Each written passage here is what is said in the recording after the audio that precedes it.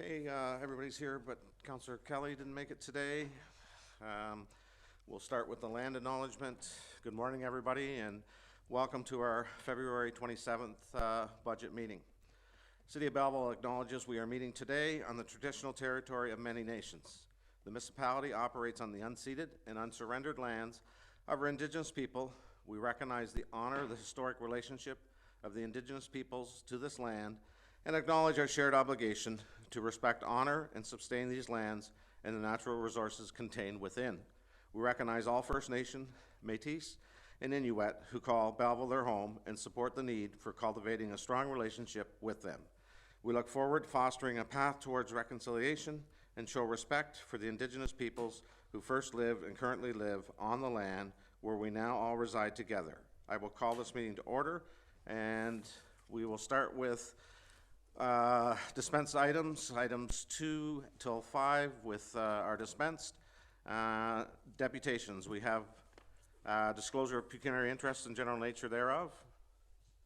Seeing none, we'll move to deputations. Trevor Pross, CEO of Public Library, will make a presentation to Council in respect to 2024 Belleville Public Library budget. Trevor, good morning. Good morning, Your Worship. Good morning, Council. Oh, yeah, we're on there. Great, thank you. I'm here to present the budget as approved by the Library Board. I'm just going to do a quick overview, a few statistics, and then a little bit about the gallery and a bit about our programming, but I won't take too long. I know we have a long meeting.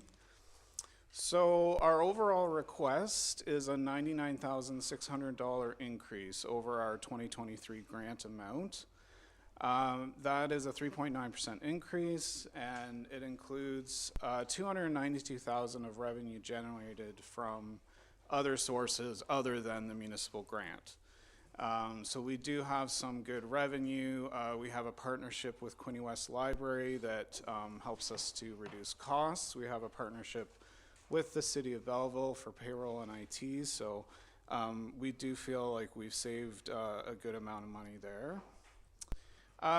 We had a record year in 2022, and another record year in 2023, 422,000 items circulated. So that's pretty amazing when you think there's only 365 days a year. That includes 92,000 digital titles, which is an increase of 7% over 2022. And digital represents 22% of our total checkouts.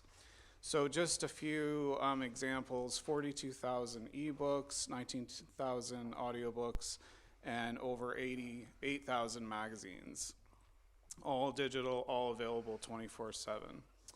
And then we had a lot of programs. It's a meeting place for the community. We have story times, we have gallery programs attended by 16,000 people, which was a 13% decrease, mainly because we're still riding out statistics from the pandemic where we had massive online programming. So just a little update about the Parrot Gallery. You know, we're incredibly fortunate to have the gallery. Is a source of revenue for us. We made $6,400 in commission revenue just in 2023, $6,300 in revenue from room rentals, which was an increase of 10%. So we do bring in money, but it's also just a beautiful place to be. 3,000 people attended programs there. And we've been very fortunate with our collection. We've had a lot of donations, and that continued with works from Manly McDonald, our local artist, regional artist, and Alan Cameron. We also commissioned a full insurance appraisal of our Parrot collection, and it's worth just under $1 million, and there's 113 paintings in that collection. So we've really got a great collection built up there. Just the programming in general, literacy skills for children are a huge part of our programs. 8,557 children attending those programs. We also had over 1,900 students for class visits. So that's really engaging with the community. We're bringing kids in, they're seeing the library, they're learning about how to use the library. And those skills are incredibly important as kids enter this, this digital world where they need to learn how to find information and how to sort out good information from bad information, which is actually quite difficult in this day and age. And just to note that out of that 420,000 checkouts, 116,000 of those were children's books, which is, again, an amazing statistic when you think of what those children are getting from those books and how those, a lot of families would not be able to afford that kind of cost if they were buying those books themselves. So that's is it for my excuse me, presentation. Is there any questions? Thank you, Trevor. Councillor Thompson. Thank you, Trevor. Sit or stand? It's fine. You'll be standing all day, Garnet, so. No. What's okay, fine. Trevor, on the library board, I was fortunate to sit on that board for a number of years, and I still see the provincial grant's $85,000. And how many years has that been the same grant? So through your worship to Councillor Thompson, it's been since the early 90s, so it's over 32 years at the exact same amount. So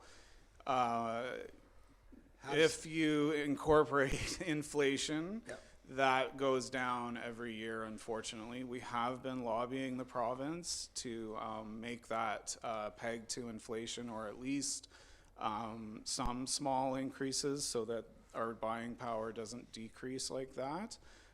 The other thing that we've lobbied the provincial government, and I did meet with Minister Smith about it, is we'd like to see the province doing what's called an Ontario Digital Public Library, where the province would actually offer some of these electronic resources and ebooks and things like that, which are extremely expensive for libraries.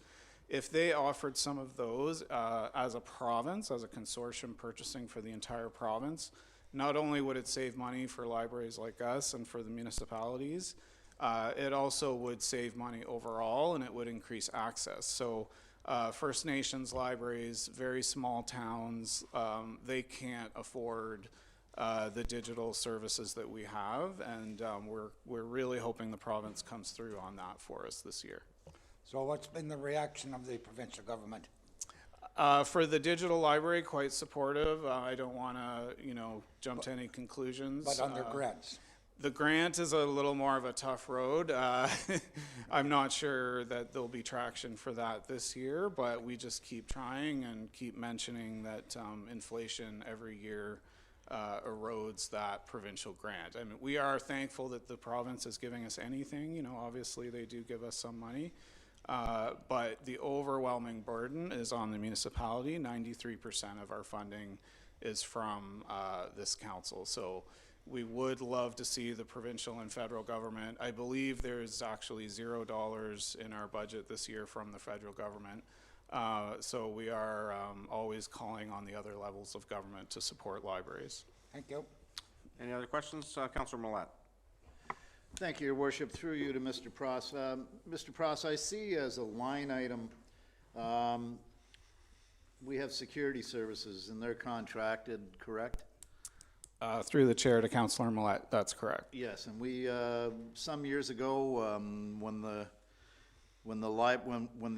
notion of a warming room was, or a warming space was a novelty, and now it's quite a harsh reality. We use the library as a warming center. I see that that's since moved, as we all know, but I see that the cost for security is one of the largest line items that we have in today's budget, and that increases from wait a minute, where am I here?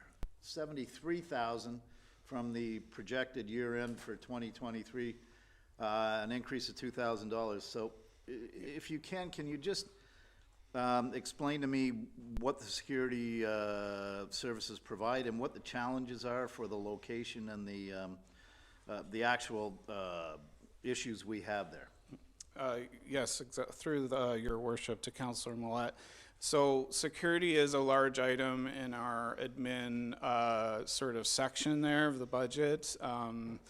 75,000 is the target that we've given for 2024. I worry it might nudge over that a little bit, and certainly in 2025 we're probably going to need to increase that a little.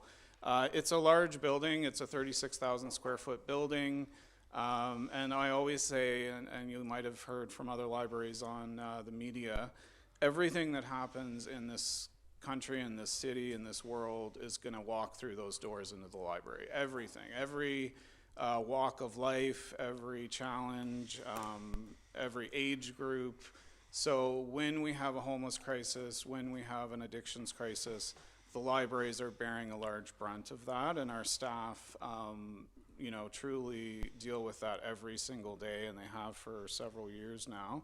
So the security is vital. We have a great security guard. I'll shout out to our security guard, Jeff. He does a great job. He's not trying to keep people out or be intimidating, but if there's bad behavior, if someone is, say, being abusive to the staff, or sleeping, you know, they're passing out, we do ask them to leave, and that's a vital role of the guard. It's unfortunate that we need one, but it is absolutely needed.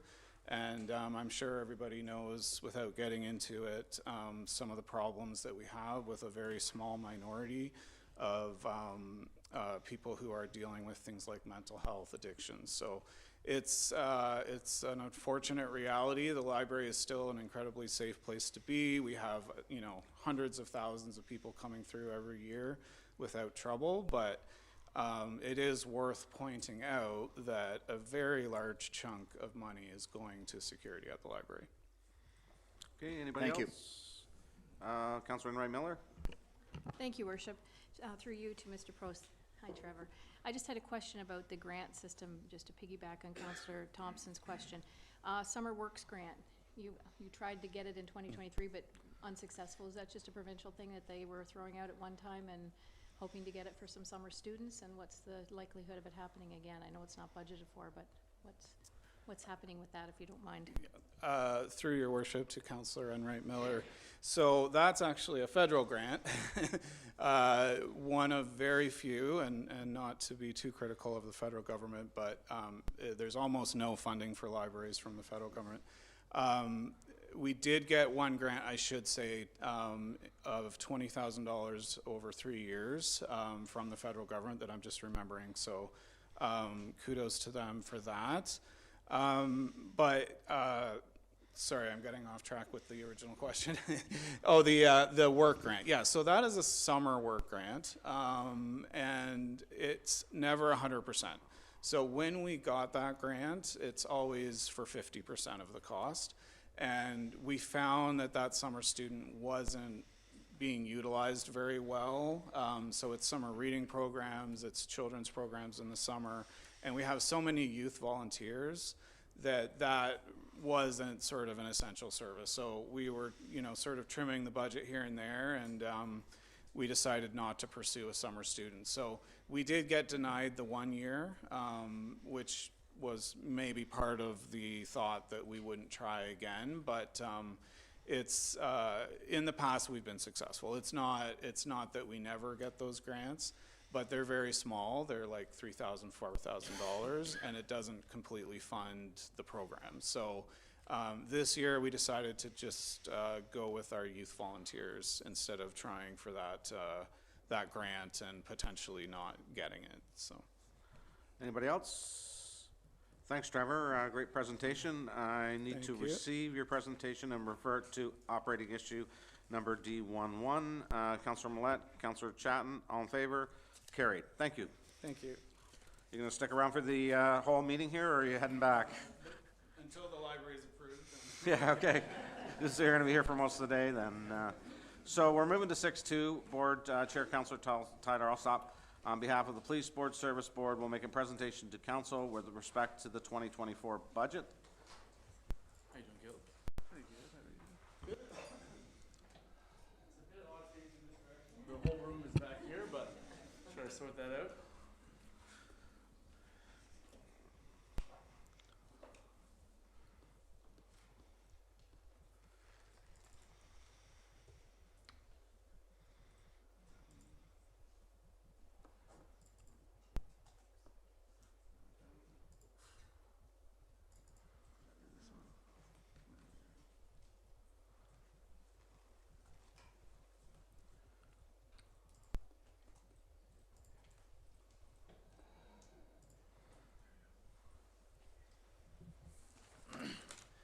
Good morning, everyone. For all those in front of me and maybe some of those behind me who don't know, my name is Councillor Allsopp, and I am the Chair of the Belleville Police Service Board. I want to thank you all for being here today, as well as all the members of Belleville Police Service, including the executive, civilian members, and everyone in the audience for being here today. It's certainly an important budget for all of us, and we're glad you can make it. So in consideration of this budget, the Belleville Police Service Board took a substantial amount of time to make sure that we were balancing both the needs of the community, the concerns of taxpayers, and also making sure that our force had the ability to meet the challenges that we're facing. Challenges from inflation, to increase in our unhoused community, to the ongoing opiate crisis, and soaring call volumes. And so what we see before us today is a budget that balances those needs and makes sure that we're delivering the services to our community that they need and keeping our community safe. You will see that we are looking for a substantial increase this year of 10.87%, which represents one of the largest hiring increases in over a decade, to make sure that we have the frontline capacity to handle all these challenges. I will turn it over to Police Chief Callahan to go over some of the details of the budget, but if there are any questions, I will be available, as well as the Chief, and our Director of Human Resources and Finances, Paige Summers, is here as well to answer any questions you may have. Thank you, Councillor Allsopp. Welcome, Chief. How are you today? Thank you, Mr. Mayor. I'm absolutely fantastic. Thank you. So it'll actually be myself and the deputy that will be presenting today. But before I start, Mr. Mayor, I have to turn around and thank the business community, the community at large, and our members of the Belleville Police Service for attending today. And it just shows an emphasis and the importance of the approval of this budget. And as the Chief of Police, I appreciate your support. So thank you very much.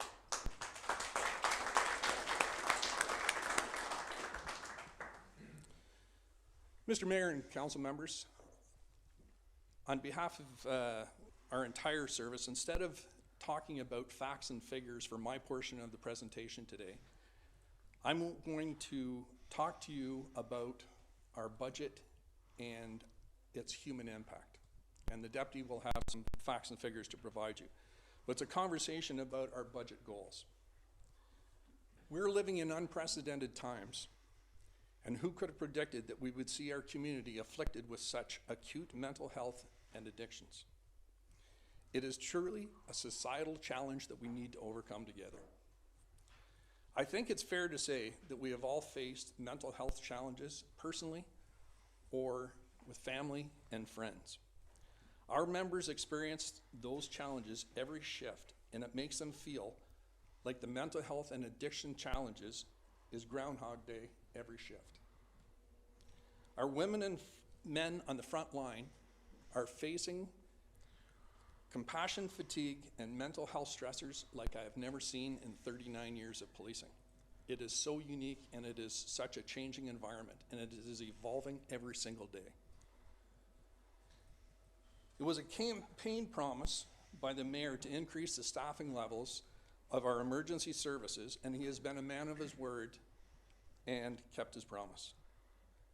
As you have seen, the majority of the increase in our budget is for the sworn officers on our front line, which has not been done in almost 15 years. For many years, Councillor Thompson has repeatedly asked me what I am doing to support the mental health of our frontline officers. Increasing those numbers will go a long way to ensure that they get the time off, breaks, lunches, and time to decompress. One of the things that keeps me up at night is the fact that there are some shifts when we only have 5 to 6 officers out on the street. That is not a sustainable funding model. We just can't do that. When we end up having an individual who is suffering from acute mental health or addictions, and we're off at the hospital, we're now down to possibly 3 officers across the city. We can't do that. Our business owners and our community is expecting more from all of us. With an increase of over 5,000 calls in only 2 years, there is a human toll to our membership. With the current staffing numbers that we have, we just can't keep this up. We can no longer place these kinds of demands on our members without psychologically breaking them. I'm going to repeat that again. We can no longer place these kinds of demands on our members without psychologically breaking them, and it's going to happen. We are currently at a 95% reactive and 5% proactive policing model. That is not the policing model that you want to have in your community. But with that increase of 5,000 calls in only 2 years, there is only so many officers and so many members that we can put out at any given time.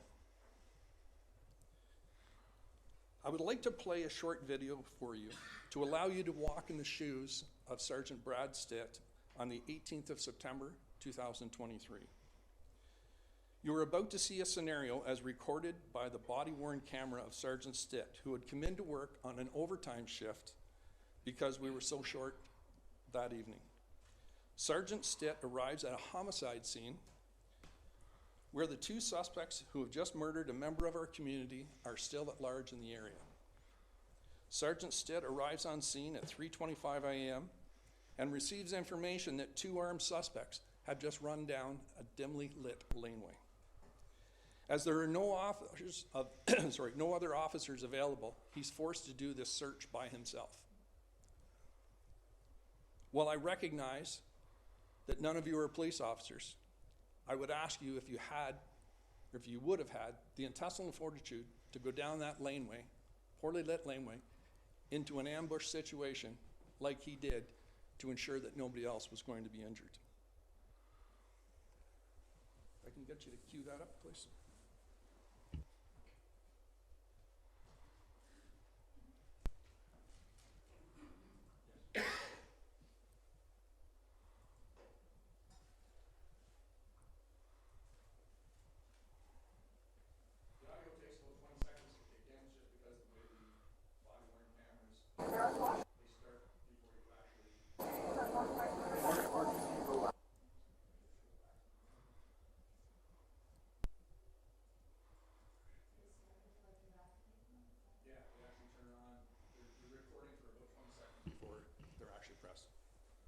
So here's Sergeant Stitt arriving on scene. The video will kick in here very shortly.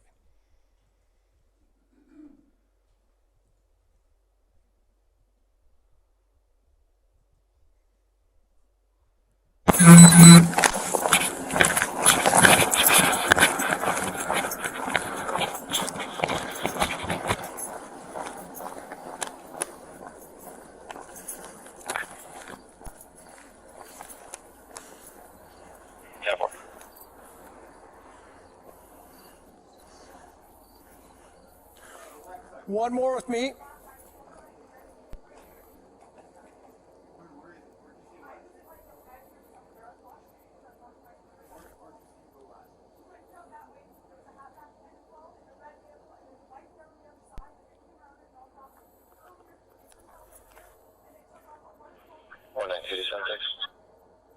Go ahead. Sarah, you were seen. Nobody comes out here. You are. You have a secret check for a face tattoo or left eye. 666. 10-4. Is fire safe to approach?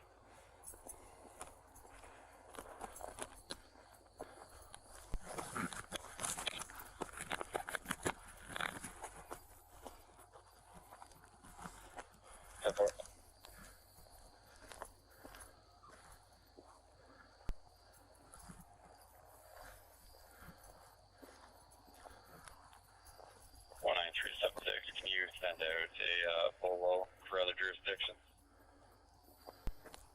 10-4.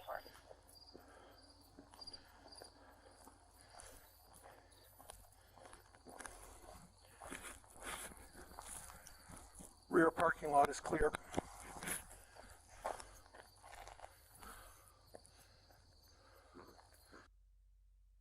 can tell by his breathing, that's a pretty significant event, and not having access to backup and being compelled to do that for the safety of our community is huge. Those are the human tolls that those impacts have on our officers. I would actually like to take 2 seconds to call Sergeant Stitt up and to say a few words about that evening. Thank you, Chief. Your Worship, members of council, it's my pleasure to appear before you this morning. Many of you have known me and have known me for many years. The Chief points out a couple of important things, things that don't happen on a daily basis. Obviously, this critical incident, we don't have that happen every month. Sometimes we'll go a year without those critical incidents happening. I was also called in to work that evening. That, thankfully, is not happening on as regular basis as it has in the past. But on that evening, one thing that I want you to know about, to put this in context, is that I was a long ways away from that shooting when it occurred. I was on Harmony Road, and I was dealing with a call of a young woman who had said some things in frustration to her partner, and the call needed to be dealt with. But normally the patrol sergeant isn't the one who responds up on Harmony Road at 3 o'clock in the morning to talk to a young mom who hasn't had a good night's sleep in 6 weeks and who's fed up with their situation. But on that evening, called in on overtime, I appeared on that call because there was nobody else who was available to go on that call. All the other officers who were working early on that Monday morning at 3 o'clock in the morning were tied up on other calls. And so I attended as the patrol sergeant up onto Harmony Road and spoke to that young mom for some time. And that's where I was when that shooting occurred. And so I just want you to have some context that while the shooting is something that doesn't happen on a very regular basis, thankfully, because of the hard work of many, and the call out is something that is regular, but is not as frequent. The idea that we run out of officers to respond to calls is something that happens on a daily basis. And the women and men that I am so privileged to work with that are standing behind me today can certainly attest that that is something that we deal with on a daily basis. And I'm happy to take any of your questions if you have any. Thank you.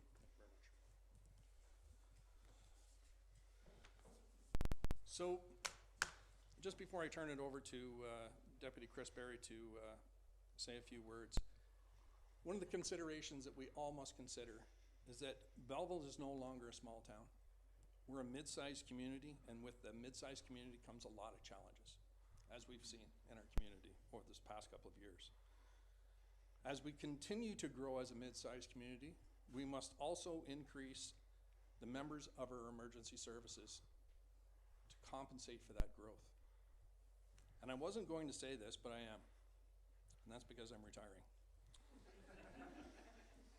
And that is, I'm going to take my Chief's hat off, and I'm actually going to put my dad hat on. And as some of you know, I have 2 sons that are police officers in Ottawa. And when they first joined, the thing that really scared me was them getting hurt, getting shot. My oldest son's already been involved in 2 police shootings, and that was what I worried about. I don't worry about them getting hurt anymore. What I worry about is their psychological well-being. They, like us, are very short in personnel. And the daily grind with not having the police resources to do the job and have backup, that's what terrifies me. That's what keeps me awake at night for my own sons. We can't let that happen here. Thank you. I'll let Deputy Berry speak. Thank you, Chief. Okay, we'll get the next slide up. Should be bar chart there.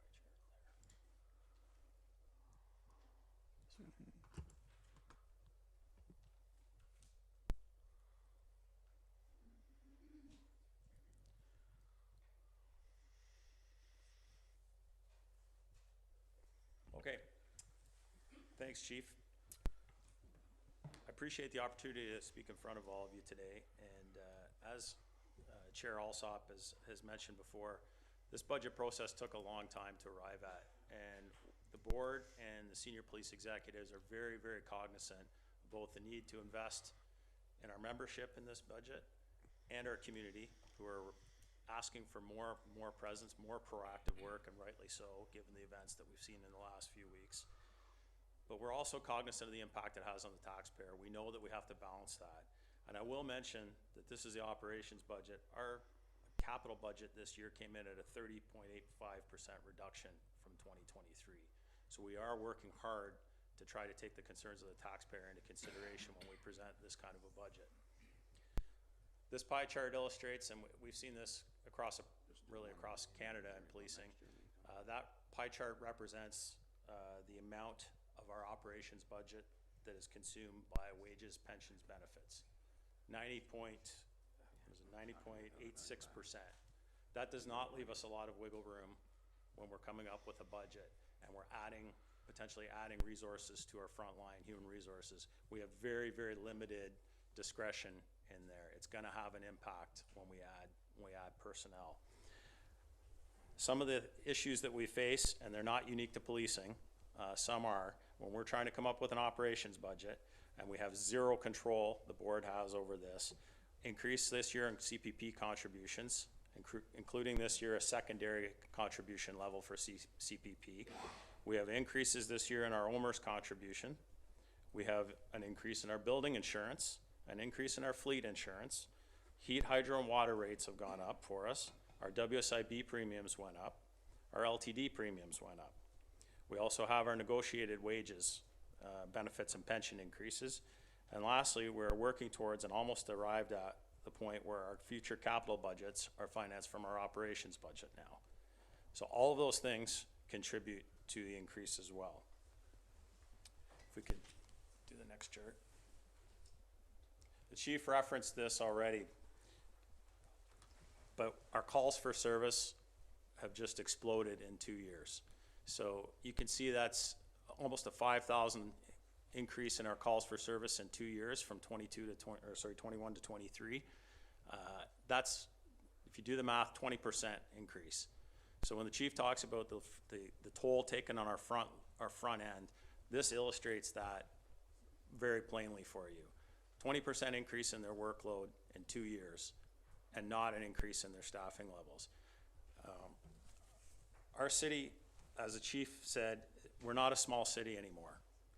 In this 2021 census, I don't need to tell anybody in this room, the 21 census indicated that Belleville is one of the fastest growing municipalities in Ontario. Our first responders have to grow, our capacity has to grow along with that, or we reach the breaking point, and we're there right now. Our population estimates indicate that on any given weekday, we have approximately 90 to 100,000 people working, living, and playing in this community, and we're responsible for taking care of them and ensuring their safety. To illustrate some of our staffing shortages in the last couple of years, in the summer of 2023, the chief and I had to make the unfortunate decision of collapsing our traffic unit for the summer months. So on any given day, and I come to the police station and sit at the front desk, you know, a huge proportion of the calls that we receive of the issues in our community is traffic related, dangerous driving, speeding, aggressive driving. Despite that, we had to collapse our traffic unit for the summer months, the busiest time of the year, because we did not have the capacity to reach our minimum standards or minimum staffing levels at the platoon if we didn't do that. We also had to return a grant that we received, the Victim Liaison Officer grant from the province. We were funded for that. We applied for it, funded it. We couldn't staff it because we couldn't take a body away from our staffing levels. So there's a Victim Liaison Officer position that could have benefited people in our community that needed it, and we couldn't do it because we just don't have a body to put in there.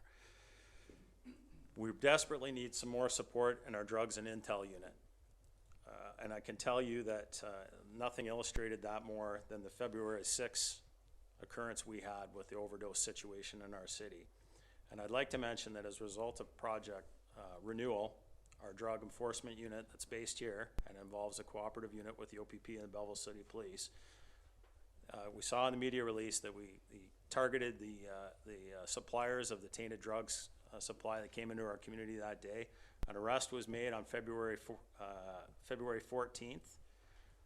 And in speaking to the commander of that drug unit, that person that was supplying from the GTA, that was a 3 to 4 year investigation. That's how long it takes them, given the way our courts are set up today and the amount of obligations on us to prove these, or to collect the evidence in these kinds of cases. So 3 to 4 years of targeting this person, they got them, and we haven't had a single overdose since that person was arrested on the 14th.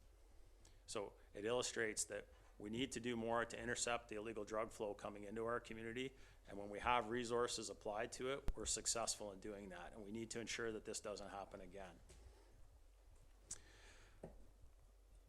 And unless there's any other questions, I think that, that's the end of my presentation for today.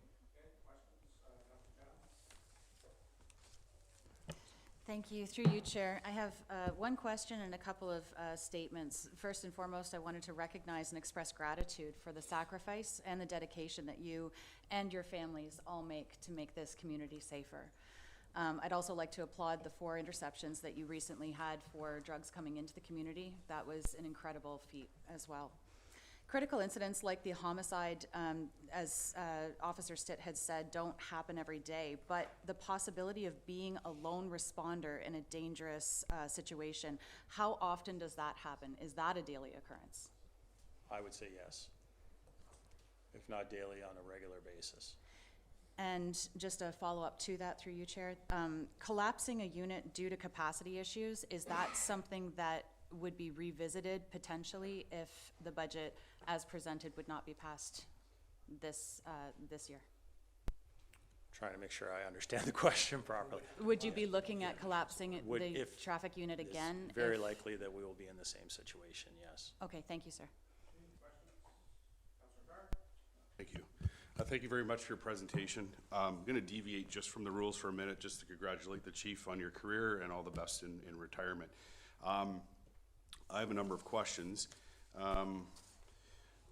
First off, and I did pose this question actually to the board chair of the Police Service Board back in January via email, because I did see the police budget on the police board website, and I'm trying to get an understanding of just the hiring plan of the officers this year, next year, and where do they fit into this year's budget in terms of when are you onboarding?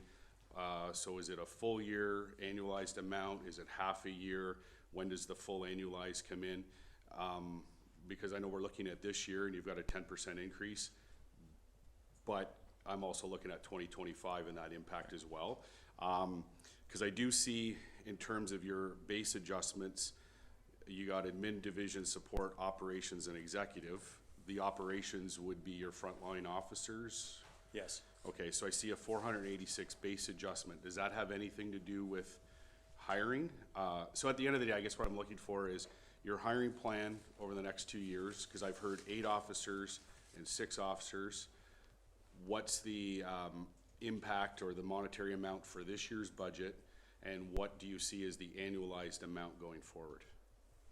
Okay, so first of all, I'll state that the plan wasn't to hire, it was eight officers for 2024. It was not to hire 8 first-class officers January 1st. There was a blended approach. So of those 8 officers, some would be recruits that would be coming in. Some would be coming in at the 9-month period for 3 quarters. Some would only be coming in for 2 quarters. So it's not 8 officers January 1st that are all first class. There's a blended approach to that. So, yeah, and I understand the different class. Yeah. So are you looking at deployments from other police services to make up the resource? Because they would come in as first class if you were deploying. They would. But if they're recruits, they would start out and work from fourth to class. first. So in terms of the hiring plan, what do you see as the layout of how many fourth class this year, and what would be the annualized amount for this year? So it might only be a portion. Mm-hmm. And then what is the projected annualized amount for a full year? So I'm just gonna call our finance director to speak to this. I mean, I can go through every single position if that's what you'd like. No, Yeah. I guess what I'm saying is, grand total? Yeah, because when the city, and you'll see it in the budget for other departments, Yep. they're gonna hire a new position, or they're gonna hire more complement to a particular department. Right. But they may not come in January 1st or for the full budget year. So, you know, we might hire 3 now that would be half of a year's salary, but then next year, what would the total annualized amount be? Because if we're just looking, and unfortunately, I can't sit here and just look at this year, I have to also look at what the impact is going forward. Right. So what do you plan to hire in 2024? What would be that amount? And then the full annualized. So if you hire 3 this year and they don't come in till halfway through, that's only a half portion. And then what would be the full annualized amount? Okay, so in terms of 2025, we haven't budgeted for 2025. We've only budgeted for 2024, so I can't answer that right now. In terms of the officers that we would be hiring, I guess it's this figure. That's the salary, pension, and benefits. Right now, based on what we put in as a prediction for our budget, the total amount is $823,000, and that's for 11 officers. That's not just to add to complement, it's to also hire for those who are retiring. So we made a prediction based on how we thought we could fill the positions over time. So some were predicted as 6 months, some were predicted for 1 full year. We're hoping to attract experienced officers as well as new recruits, but we're not sure when we're going to be able to fill these positions. The number of applicants and the quality of the applicants has changed over time. So we would predict for 2025 based on who we were able to hire in 2024. Okay, and so what are the numbers you're anticipating or hopeful for 2024 in terms of hiring? Because obviously you're saying you need resources. What do you hope in terms of a number to add to that capacity? So the total would be 3 to replace people that were below complement right now, or will be. That includes retirements, upcoming retirements, and the additional 8. So if you added those 8 to the 3, if that's 11 officers with the blended approach, the impact on the budget's $823,000. Okay. For those 11. Pension and benefits. For salary, pension, benefits, yes. Okay, thank you. So that's my question on the finance piece. Just going back to capacity, what's your, because you talk about the low number of officers out on the street, what's your deployment standard versus what are you actually seeing in terms of officer availability? Well, publicly, we're not gonna say what our minimum standards are, our minimum staffing levels are. But I guess no, I'm not saying minimum, but I heard like sometimes you might have 5 or 6 on shift. Yes. So obviously that's not what you want. No. What is the deployment standard in terms of what you would want on a shift? We would like to see a potential of having each platoon, there's 4 platoons, staffed up to 11 or 12 officers. Okay. To ensure, for this year, to ensure that we have adequate resources and eventually get to a potential of 14 officers on each platoon to ensure that we can actually do the proactive policing that we're mandated to do under the Police Services Act that we're just not capable of doing. Okay. And then obviously with the 14 on platoon, that would allow for adequate vacation and things of that nature and still have coverage. Because right now, Councillor, we're in a situation where we have to cancel some days off because we just don't have the staffing. And when that happens, that is such a kick on morale because people have weddings to go, they have personal events to go to, and when you're canceling days off, it's not a very nice thing to have to do to somebody to say, I'm sorry, but you can't go. I can't give you the time off. I want to, but I can't give you the time off. Yeah, and I can appreciate that in my other life. We do have that issue quite a bit. You talk about 100,000 people in the city. How many calls for service? Because we have a large industrial park. How many calls for service do you have in the industrial park? Because a lot of individuals that come to our city, law-abiding citizens coming into work. Do you see, so you're using that figure beyond our population to say there's demand. Yes. Given a lot of fact that people come into work, are you seeing a lot of calls for service into work areas? I I don't have the statistics in front of me to answer that question fairly, in all honesty. I can certainly get breakdowns and calls in various areas of the city, but off the top of my head, I can't say that. What I will say is it's not just the industrial park with people driving to work, it's people coming to play in our city too. They will be coming to utilize our restaurants, our bars, our movie theaters, all those kinds of things as well, our parks. So it's, the point is we're a hub for this community and for the Quinte area. Yeah.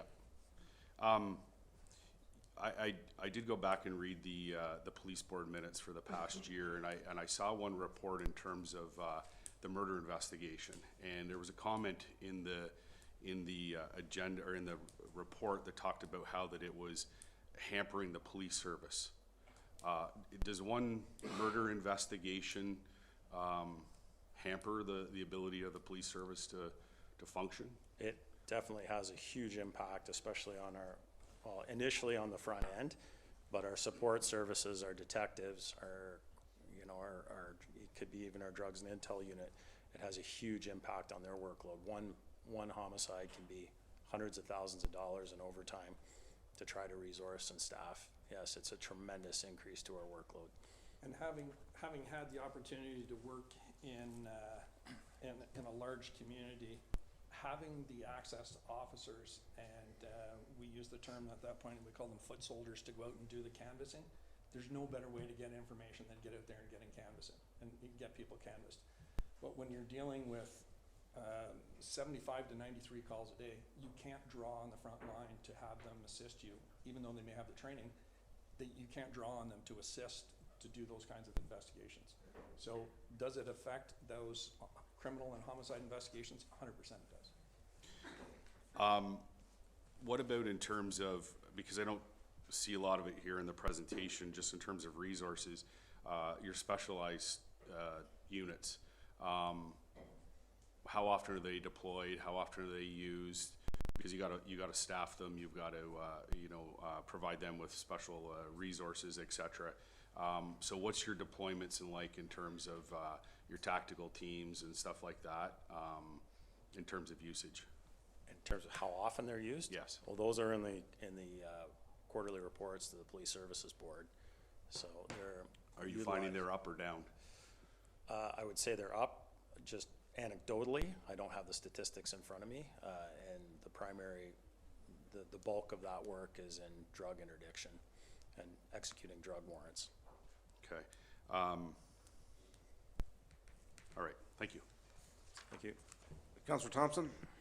Just a couple of, make one comment first, commend you on still talking about the mental health issues with the officers and maintaining that level that they get the help they need, because the strain on them, as I've said every year, is tremendous.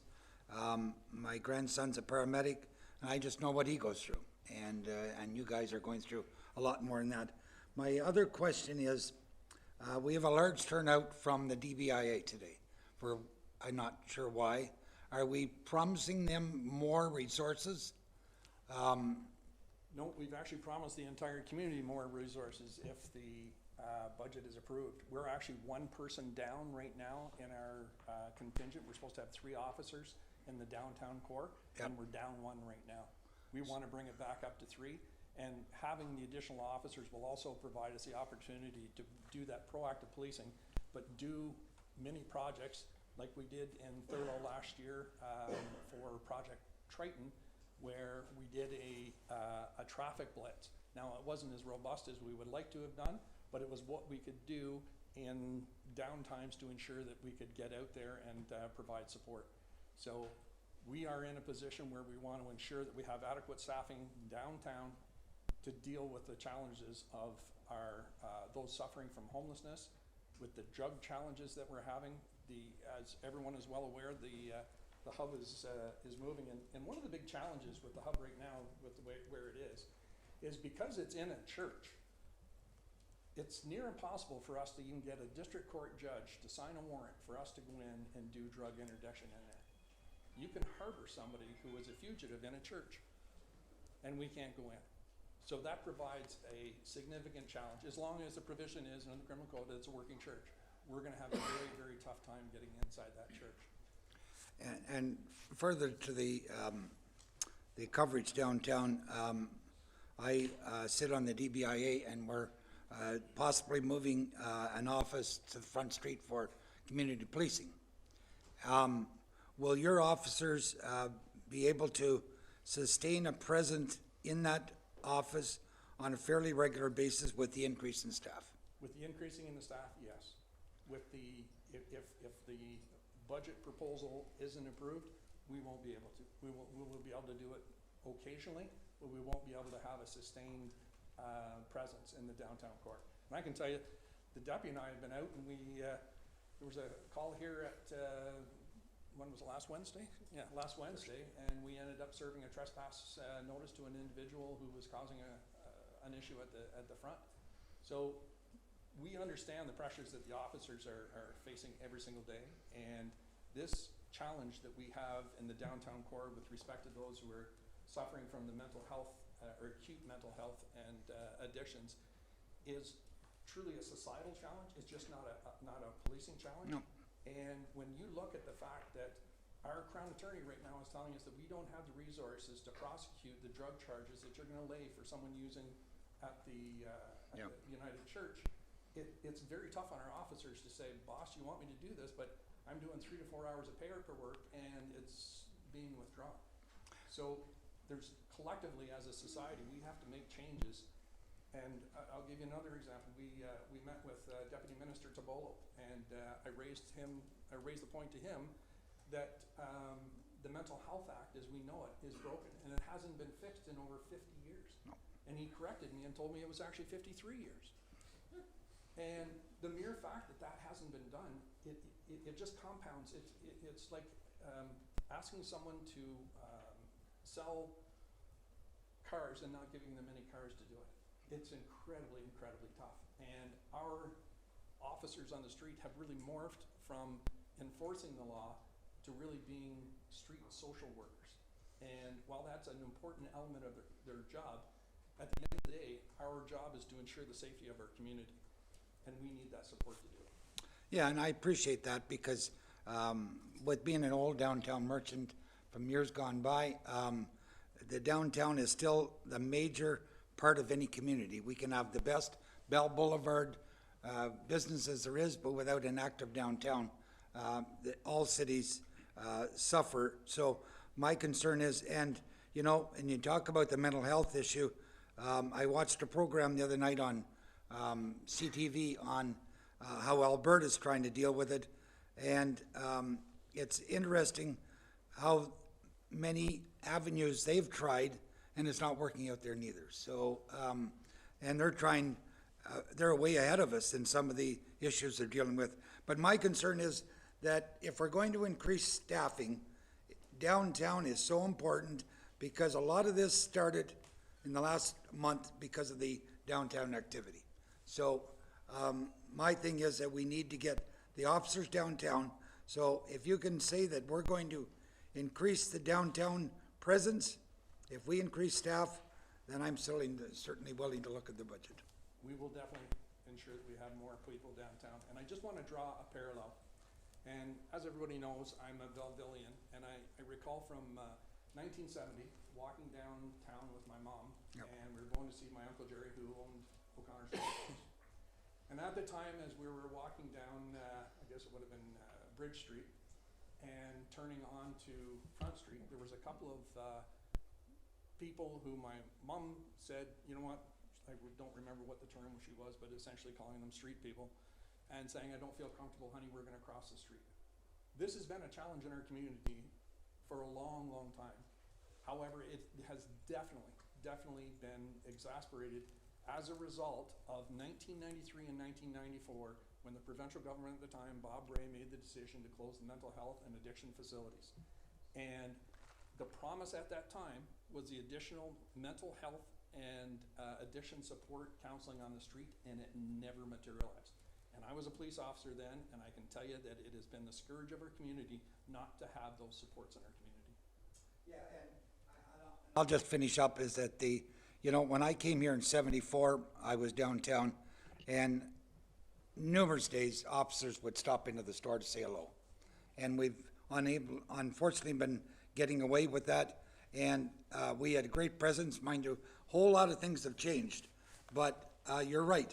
Again, I listened to a program the other night, CTV, about what Harris's did when he was in, and we haven't reversed any of them. And now we're in this predicament. So thank you very much. Thank you, Chair. Having gone through the budget in detail, particularly on the expenditure side, I, like other councillors, have been asking the question about annualization of FTE. But I wanted to just share an observation and what led me to want to be asking those questions, which was when I look at each of the divisions as they're broken down in the expenditures, if, as you clarified, if Operations Division is really the boots on the ground, the front line, I was surprised to see that in the percentage increases in each of the expenditure categories, it was the lowest. And I was curious as to, and considerably so, I mean, we're looking at overall Operations Division, an increase of 5.86%. But when you look at all the other categories, they seem to run in the 12 to 15%.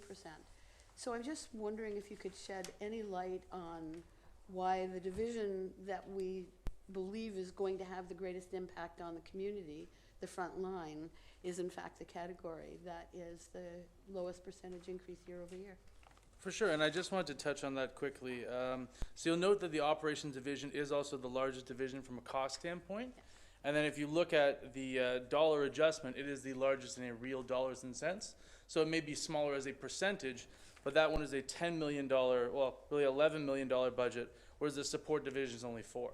So the percentage change is less because it is a larger portion of the force. So I think that might be why as a percentage it looks smaller relative to the others, but in real dollars and cents it is the largest increase. Okay. So, and I admittedly, it could be that I'm not quite understanding what's in admin, what's in support, what's in operations. So I personally, I'd find that very helpful to get an understanding of what each of those divisions represent, those staffing areas represent in terms of what they bring. And again, it's trying to get an understanding of not only what's happening this year, but what we can project is going to happen into 25 and 26. And you'll probably be hearing a lot of that through the course of this day. Well, and I did want to speak to that quickly as well, because I think the point has been made well by yourself and Councillor Carr as well, that these 8 positions and the 3 that we're looking to backfill in terms of retirements are absolutely essential for what we're trying to do this year to bring up that staffing complement, make sure that we're not having people having to take stress leaves and other negative health effects that come from being overburdened and not being able to take the time off. But when we look at that 6 that's slated for 2025, the board is certainly willing to take a look at that and maybe break that into 3 in 25 and 3 in 26 to lessen that burden as we go along. They certainly will be needed, but the key thing here is the 8 new positions in this budget, as well as backfilling the 3. But on an ongoing basis in 25, 26, we can look at breaking up that 6 into 2 portions of 3 over the next 2 years. And one final question for me, and this is on the revenue side. It's on the fund side. Up 13%? Yeah. There's a category called utilization of refund deposit account. I have no idea what that is. I wondered if somebody could offer some insight. That's part A, and part B is, I noticed it's never been used in the past, so hence my question. Sure.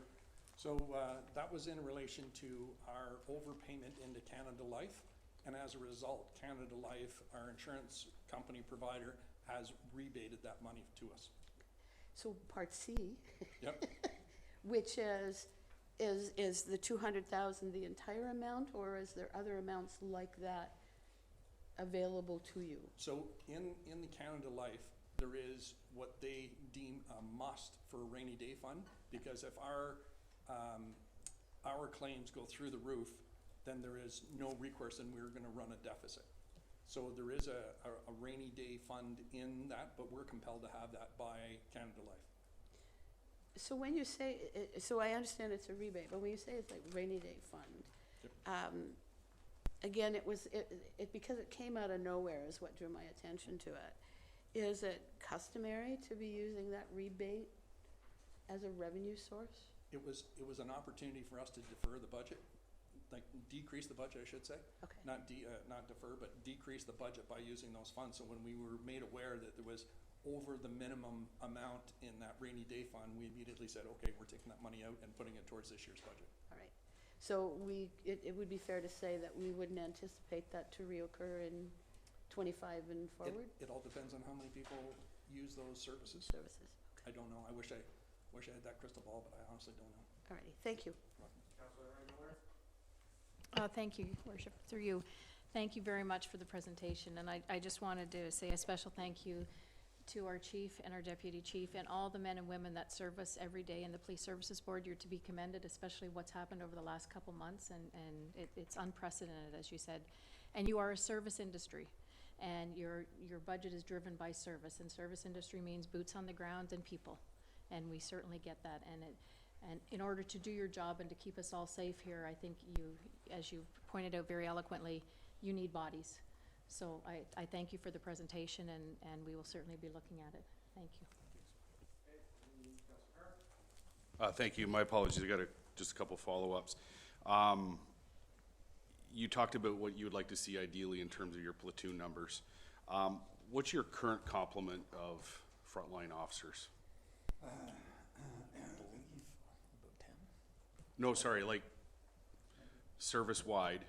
The entire service? Yeah, in terms of frontline officers. We believe it's approximately 98, and the reason I say approximately 98 is we have a couple of members that are on a return to work, so that may alter those numbers, but 96 to 98 is a pretty fair assessment. Okay, And then out of that number, how many are off strength but still on the books due to either long-term illness or suspension? Who are you still paying for, but they're not out on the road? So frontline, we're actually very fortunate compared to the rest of the province. We have 5 members off long-term right now. We have 2 that are on a modified return-to-work plan right now. So that takes, they're on the books, but not Yeah, working which 100% impacts your capacity. ability to put frontline staff out. Yes, okay. So the request you're asking for in terms of frontline resources, Chief, you talked about being 95% reactive and 5% proactive.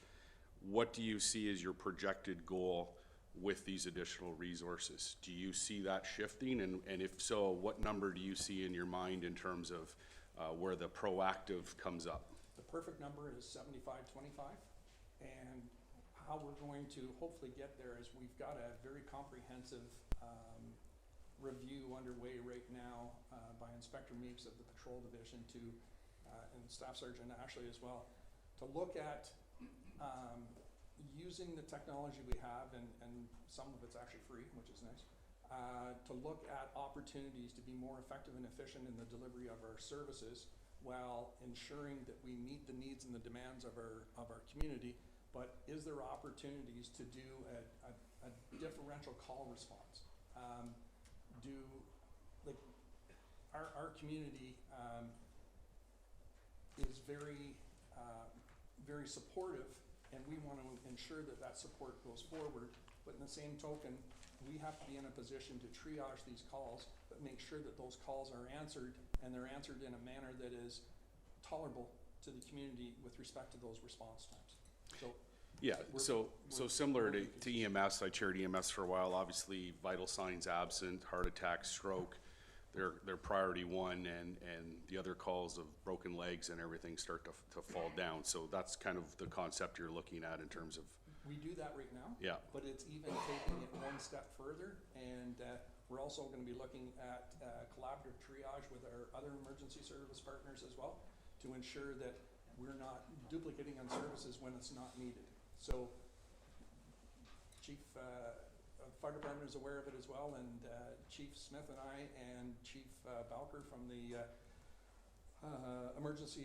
paramedic services, when we can actually get a breath, we'll actually sit down and look at how we can work more collaboratively together to ensure that we're not duplicating service. Because there's going to be some calls, like an overdose call is still going to be a situation where it's going to be a tiered response, but it's going to be all 3 of us going, because The fire department may be faster than the paramedics, and at the end of the day, we need to do an investigation to ensure there's not a criminal element to that person that is unconscious or overdosed. Yeah, and then once everybody figures out what's happening there, you can redeploy accordingly. So your 75-25 is your ideal. What do you see as the goal with what you're asking? I'm going to speculate that what you're asking for resources isn't going to get you to the 75-25. No, those numbers. So with the numbers that you're putting forward in terms of resources, what do you see as the change from 95 reactive, 5% proactive, knowing that you're working towards a 75-25? What do you actually see, or what's your goal to hope to achieve with these extra resources? I won't know that until that study is done by Inspector Meeks and Staff Sergeant Asher to see what we can do in relation to the current call volumes that we have right now, triaging those calls, and then the additional officers that we're putting forward to try to do proactive policing. I don't know what those exact numbers will be. I don't. Okay, and then that's fair. And then I look forward to seeing that. The 5,000 additional calls over the 2 years, do you think with these resources and the proactiveness that'll go up, that you'll actually be able to achieve some reduction in calls? I do, and I also believe that we're going to be looking at a couple of initiatives that we hope to be able to speak about within the next month that will have an impact as well. Okay, great, thank you. Thanks very much.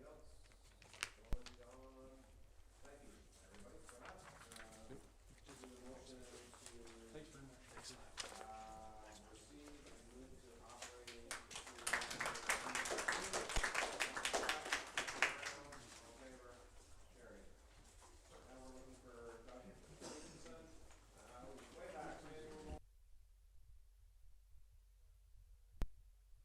Quinte Regional Marketing Board, and you'll make a presentation respect to 2024 budget.